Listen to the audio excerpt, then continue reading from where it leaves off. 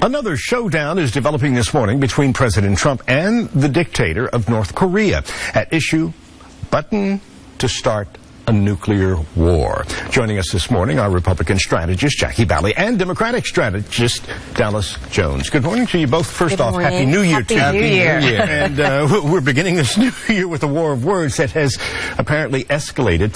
President Trump telling Kim Jong-un he has a bigger button to push to fire nuclear weapons. What is going on here? Yeah. Well, unfortunately, the president is correct. He does have a better arsenal. It's something we as in Americans and Koreans don't want to actually see tested, but it is accurate. The president has inherited this problem for the last, it's been developing the last couple of decades. We've discussed it on this sofa several times. And as a result, the North Koreans have developed quite an arsenal. Unfortunately, a very large nuclear arsenal. It's time to change the tactic and the approach. The tougher sanctions that the president has pushed for are actually working. This is the first time in decades that North Korea has actually reached out to South Korea for any type of discussions or talks. They're supposed to be meeting sometime next week to do so. So even though his rhetoric may be offensive to some, he is moving in a direction, at least the North Korea dictator is moving in a direction that you've never seen him move before. And the tougher talk and the sanctions is working. Does it appear that the president is drawing a line in the sand? Well, his rhetoric may be offensive, but it's also dangerous. It's dangerous for the stability of the world. No doubt about it, North Korea is a threat to the national security of this country. However, what we understand is that diplomacy has always been what has maintained the conflict in the Korean Peninsula, and diplomacy is what will sustain the rest of the world from nuclear disaster.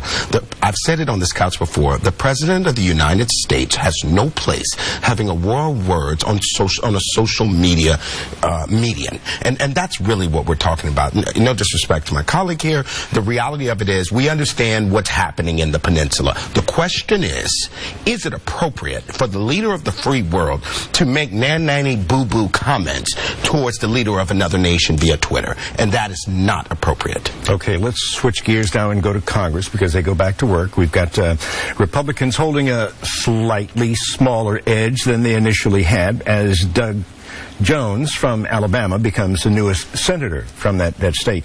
What do you think is going to happen with the agenda?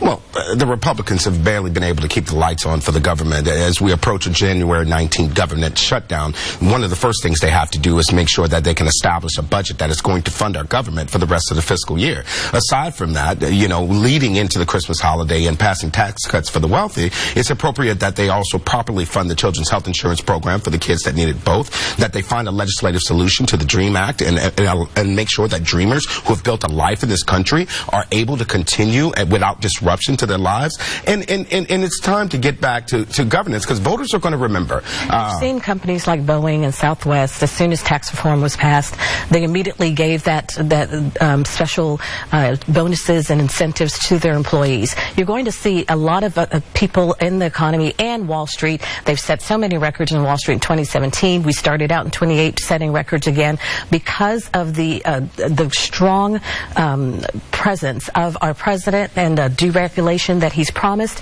You're going to see our economy continue to grow. People are very confident in that, and that's why our Dow Jones continues to set records. You're also going to see them attempt to tackle immigration with the wall funding. The president has said that there will be no type of compromise on DACA and people who came here illegally and brought their children here illegally. So you're going to see a lot of discussion with that. Unfortunately, the Democrats have proven that no matter how positive, like tax reform, they are going to vote against anything the Republican majority is pushing. Tax reform was one bill in a year.